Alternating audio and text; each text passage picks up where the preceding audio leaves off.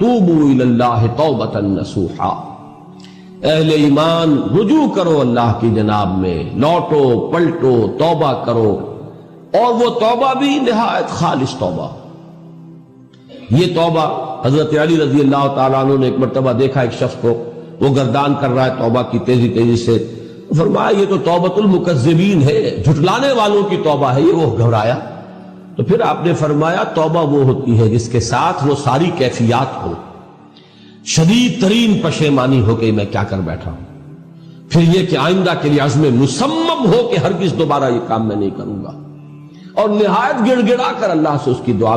جو ہے اس کی معافی طلب کی جائے۔ یہ قلب کی گہرائیوں سے جب تک یہ توبہ نہیں نکلے گی یہ توبہ نہیں ہے۔ تو توبۃ النصوح، یہ نصح کا لفظ جو آتا ہے عربی زبان میں، یہ ہے کسی شے کے خالص ہونے، کوئی اس میں ملاوٹ نہ ہو۔ توبۃ النصوح، یہ توبۃ النصوحہ، خالص توبہ کرو، دل کے ایک گہرائیوں سے توبہ کرو، اور صمیم قلب سے توبہ کرو، عزم مصمم کے ساتھ توبہ کرو کہ پروردگار جو خطا ہو گئی ہے بخش دے، آئندہ تیرے کسی حکم کے خلاف کوئی حرکت نہیں کروں گا، خاص طور پر وہ خطا جو معین ہے اس کے بارے میں تو تعین کے ساتھ فیصلہ ہو کہ دوبارہ نہیں کروں گا۔ اس میں ہو سکتا ہے، جیسا کہ میں نے شاید آج دن میں کسی گفتگو میں عرض کیا تھا، بعض طبائع ہوتی ہیں مریض، ان کی قوت ارادی جو ہے کمزور ہوتی ہے، اس وقت وہ خلوص دل سے بھی اگر طے کر رہے کہ یہ کام دوبارہ نہیں کروں گا، تو وہ کمزور قوت ارادی کی وجہ سے اس پر قائم نہیں رہ سکتے، کل یا پرسوں یا کچھ عرصے کے بعد پھر پھسل جاتے ہیں۔ اس سے وہ توبہ باطل نہیں ہوگی، اس بات کو سمجھیے، یہ نہ سمجھیے کہ میں انکریج کر رہا ہوں، لیکن مسئلے کو سمجھ لیجیے۔ جس وقت انسان توبہ کر رہا اس وقت عزم مصمم کا ہونا ضروری ہے۔ اب یہ اللہ جانتا ہے ہمارے دل کے اندر کے حالات کو، ہماری کیفیات کو، اگر اس وقت عزم مصمم ہے تو توبہ صحیح ہو جائے گی، پھر اگر خطا ہو گئی پھر توبہ کرو، پھر خطا ہو گئی اور پھر توبہ کرو۔ بازا بازا ہر چہ ہستی بازا، در کافر و گمر و بت پرستی بازا، ای درگہ ماں درگہ نومیدی نیست، صد بار اگر توبہ شکستی باز آ، اگر 100 مرتبہ بھی توبہ ٹوٹ گئی ہے کوئی پرواہ نہیں، جب تک یہ زندگی کا تسلسل چل رہا ہے، معلم یغرغر، جب تک کہ وہ گھنگرو نہیں بولا ہے آ کر حلق میں، اور نزع اور جان کندنی کا عالم شروع نہیں ہو گیا ہے، اس وقت تک توبہ کا دروازہ کھلا ہوا ہے۔ لیکن جس وقت توبہ کر رہا ہے آدمی، اب یہ آدمی اپنے آپ کو دھوکہ دے لے گا تو دوسری بات ہے، لیکن اللہ جانتا ہے، اس وقت اگر عزم مصمم ہے تو توبہ درست ہو جائے۔ تو جو بھی معاملات ہیں اللہ اور بندے کے مابین، اس میں 3 شرائط ہیں کہ جو علماء نے معین کی ہیں۔ ایک حقیقی پشیمانی، وہ پشیمانی جس کے لیے اقبال کا وہ شعر بہت مشہور ہے جو انہوں نے نوجوانی میں کہا تھا، اور داغ دہلوی اس مجلس میں موجود تھے جہاں علامہ نے یہ شعر پڑھا ہے، تو انہوں نے بڑی داد دی تھی کہ میاں اس عمر میں اور یہ شعر یعنی چشم بددور، وہ یہ داد کا بڑا ایک یعنی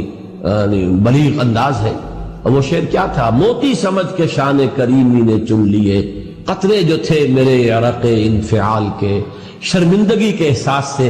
پیشانی کے اوپر اگر پسینہ آ گیا ہے، شرمندگی ہے اللہ میں یہ کیا کر بیٹھا، اللہ مجھ سے کیا ہو گیا، تو یہ شرمندگی سے اگر عرق آلود ہو گئی ہے پیشانی، تو اللہ کو یہ اتنی محبوب ہے کہ موتی سمجھ کے شان کریمی نے چن لیے، قطرے جو تھے میرے عرق انفعال کے۔ حدیث میں یہ مضمون آیا ہے، اللہ کو کتنی خوشی ہوتی ہے اپنے بندے کے توبہ سے۔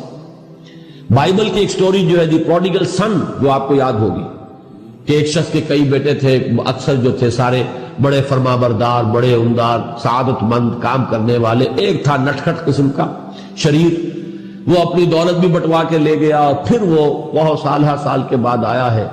تو سخت یعنی فقیری کے اور قلاشی کے عالم میں باپ نے واقعی سب سے توجہ ہٹا کر اپنی ساری محبت کا مرکز پھر اس بچے کو بنا لیا، اپنے بیٹے کو۔ تو وہ سعادت مند بیٹے تھے، انہوں نے کہا کہ یہ کیا کیا آپ نے، یہ ایسا اور یہ ایسا اور یہ ایسا، اس نے یہ کیا، اور آج آپ پھر اس کے لیے وہی آپ کی محبت جو ہے وہ یہاں پھر اس کے جو ہے شامل حال ہو گئی ہے۔ انہوں نے کہا کہ تم دیکھتے نہیں کہ اگر کوئی چرواہا ہو اور اس کی اگر 100 بھیڑیں اور بکریاں ہیں، تو اگر کوئی بھیڑیا کسی ایک بکری کو اٹھا کر لے جائے تو وہ 99 کو چھوڑ کر اس کے پیچھے بھاگتا ہے اس کو بچانے کے لیے۔ جو میرے ہیں وہ تو ہے ہی ہے، جو مجھ سے دور چلا گیا تھا وہ اگر لوٹ کر آیا ہے تو در حقیقت یہ ہے میری توجہ کا اور میری محبت کا سب سے زیادہ مستحق۔ یہی معاملہ اللہ کا، یہ در حقیقت ایک پیرابل ہے، ایک کہانی ہے جس میں اللہ کی وہ شفقت جو ہے اپنے گناہگار بندوں کے جو شامل حال ہوتی ہے جب وہ توبہ کرتے ہیں، جس کے لیے حدیث میں آخری بات بیان کر دی گئی کہ تصور دیا گیا ہے کہ ایک لق و دق سے راہ میں ایک شخص سفر کر رہا تھا، ایک ہی اونٹنی سواری کی، اسی پر اس کا راشن بھی تھا، پانی بھی تھا۔ تھوڑی دیر کے لیے وہ ایک درخت کے سائے میں بیٹھا سستانے کے لیے، دھوپ کی تمازت سے بچنے کے لیے، تو ذرا بیٹھا بیٹھا اونگ گیا۔ اب جو آنکھ کھلی تو دیکھا کہ اونٹنی غائب ہے، اس کا سفر کا ذریعہ وہی، پانی اسی پر، راشن اسی پر، گویا کہ کل زندگی کا ذریعہ جو ہے وہ اونٹنی تھی اس کی۔ لق و دق سے رہا ہے، کہاں جائے؟ کہیں پانی نہیں، کچھ کھانے کے لیے نہیں، دیوانہ وار دوڑتا ہے دائیں بائیں ادھر ادھر اونٹنی کو ڈھونڈنے کے لیے، کہیں سراغ نہیں ملتا۔ تو وہ اب موت کے انتظار میں درخت کے نیچے آ کے بیٹھتا ہے، مایوسی کی انتہا، موت کا انتظار، کہ اچانک دیکھتا ہے کہ اونٹنی تو کھڑی ہوئی ہے۔ تو اب اس پر شادی مرگ کی کیفیت طاری ہوتی ہے۔ وہ کہنا تو یہ چاہتا تھا اللہ میں تیرا بندہ ہوں تو میرا رب ہے، کہہ یہ جاتا ہے کہ اللہ تو میرا بندہ میں تیرا رب، زبان لڑکھڑا گئی ہے اس خوشی کی شدت کی وجہ سے۔ تو حضور فرماتے ہیں کہ اللہ کو اپنے کسی گناہگار بندے کی توبہ سے اس سے بھی کہیں زیادہ خوشی ہوتی ہے۔ تو اس کو ذہن میں رکھیے، توبہ کا بڑا اونچا مقام ہے۔ ہمارے ہاں شرائط بھی سخت ہیں، 3 شرطیں وہ، ایک عزم مصمم، ایک پشیمانی، حقیقی پشیمانی،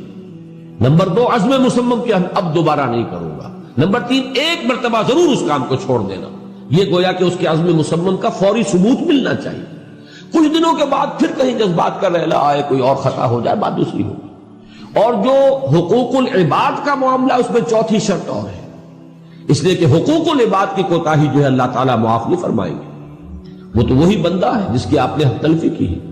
کسی کی غیبت کی ہے، کسی کی چغلی کھائی ہے، کسی پر تہمت لگائی ہے، کسی کا مال ہڑپ کیا ہے، کسی کو دھوکہ دیا ہے، کسی کی عزت پر حملہ کیا ہے، تو وہ تو وہی معاف کرے گا۔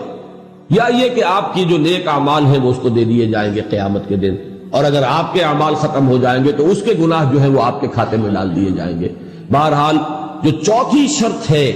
حقوق العباد کے معاملے میں کوتاہی میں توبہ کی، وہ یہ ہے کہ آپ یا معافی طلب کریں یا تلافی کریں